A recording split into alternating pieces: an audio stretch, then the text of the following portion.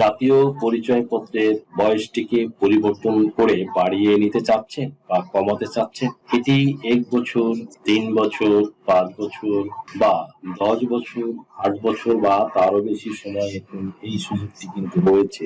প্রায় 6টি ক্যাটাগরি কিন্তু ভাগ করে দেওয়া হয়েছে। আপনার দেখা যায় যে আপনার এনআইডি কার্ডের বয়সটাকে 3 বছর বাড়াতে চাচ্ছেন বা পরিবর্তন বা কমাতে চাচ্ছেন, সেই ক্ষেত্রে আপনার আবেদন করবে ক ক্যাটাগরি। কার্ডের বয়সটা যদি 5 বছর পরিবর্তন করতে চান, বাড়াতে বা কমাতে, সেই ক্ষেত্রে আপনার আবেদনটা পড়বে খ 1 ক্যাটাগরিতে। বয়সটাকে 7 বছর বাড়াতে বা কমাতে চাইলে আপনার আবেদনটা পড়বে খ 1 ক্যাটাগরিতে। আইডি কার্ডের বয়সটাকে যদি আপনি 8 বছর পরিবর্তন করতে চান, বাড়াতে বা কমাতে, সেই ক্ষেত্রে আপনার আবেদনটি পড়বে গ 1 ক্যাটাগরি। এনআইডি কার্ডের বয়সটা যদি আপনি 10 বছর পরিবর্তন করতে চান, সেক্ষেত্রে আপনার বাড়াতে চান বা কমাতে চান, আবেদনটা পড়বে গ ক্যাটাগরি। আর এনআইডি কার্ডের বয়সটা যদি 10 বছরেরও বেশি বাড়াতে চান বা কমাতে চান, সংশোধনী প্রসেসের মধ্য দিয়ে যেতে চান, তাহলে আপনার আবেদনটা পড়বে ঘ ক্যাটাগরি। ভিডিওটা যারা কন্টিনিউ করবেন তারাই শুধুমাত্র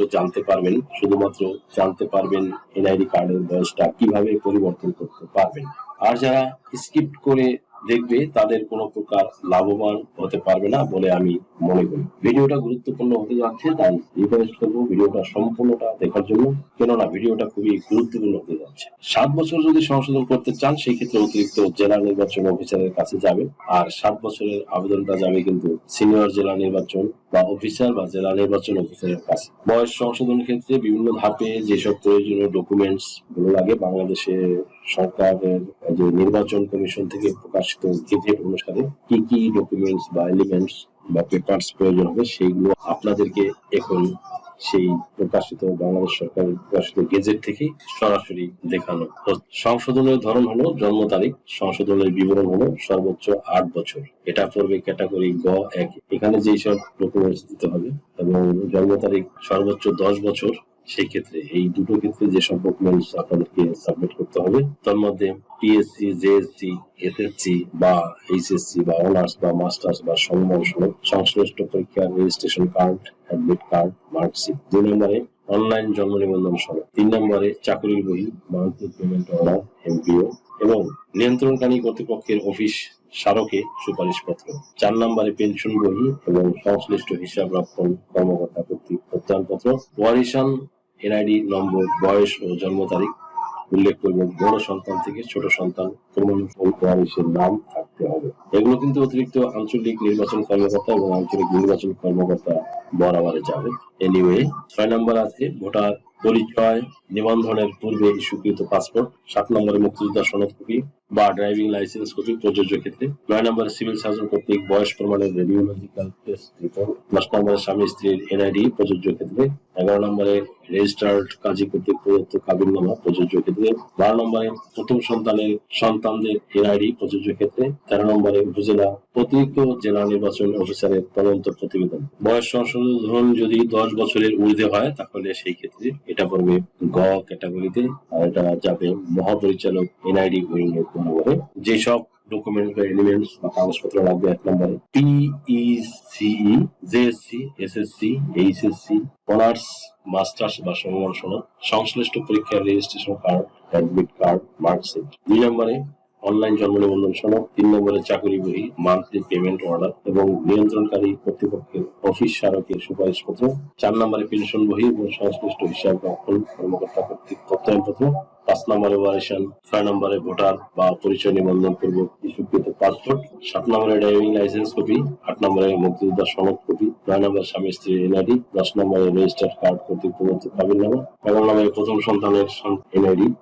12 নম্বরে সিভিল সার্জন কর্তৃক বয়স প্রমাণের রেডিওলজিক্যাল টেস্ট রিপোর্ট। 13 নম্বরে উপজেলা অতিরিক্ত জেলা নির্বাচন অফিসারের তদন্ত প্রতিবেদন।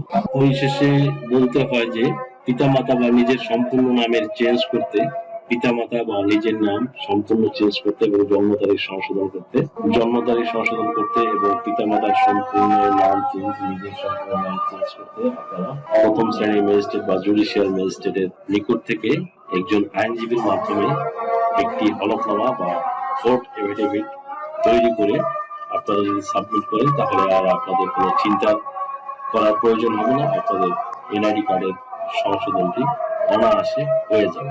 আপনার কি নাম ও বয়স সংশোধনের জন্য হলফনামা প্রয়োজন? এনআইডি, সার্টিফিকেট, পাসপোর্ট, জন্ম নিবন্ধন, দলিলের ভুল সংশোধনের হলফনামা, ধর্ম পরিবর্তনের জন্য হলফনামা, তালাক প্রত্যাহারের জন্য হলফনামা, যৌথ বিবাহের হলফনামা, রেজিস্ট্রি সহ কোর্ট ম্যারেজ।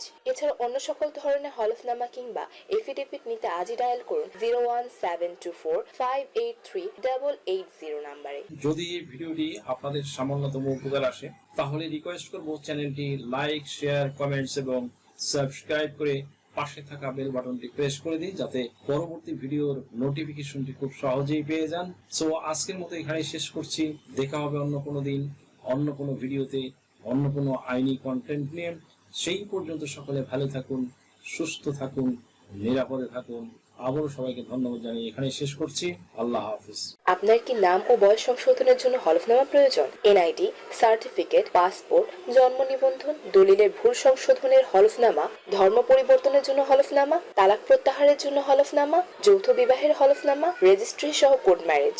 এছাড়া অন্য সকল ধরনের হলফনামা কিংবা এফিডেভিট নিতে আজই ডায়াল করুন 01724583880 নাম্বারে। দেশ ও বিদেশ থেকে যে কোনো ধরনের হলফনামা, এফিডেভিট নিতে চান? কাবিননামা, নিকানামা যে কোনো ভাষায় অনুবাদ করে বিভিন্ন মন্ত্রণালয়, ইসলামিক ফাউন্ডেশন থেকে সত্যায়িত করে নিতে চান? শিক্ষা সনদ বা অন্য যে কোনো ধরনের ডকুমেন্ট শিক্ষা বোর্ড, শিক্ষা মন্ত্রণালয় থেকে সত্যায়িত করে নিতে চান? ধর্ম পরিবর্তন করে কোর্ট ম্যারেজ করতে চান? কুরিয়ার, ইমেইল, হোয়াটসঅ্যাপ, ইমো, মেসেঞ্জারিতে ডেলিভারি নিতে পারবেন। তাছাড়া সরাসরি এসেও নিতে পারবেন। Mobile number 01724583880।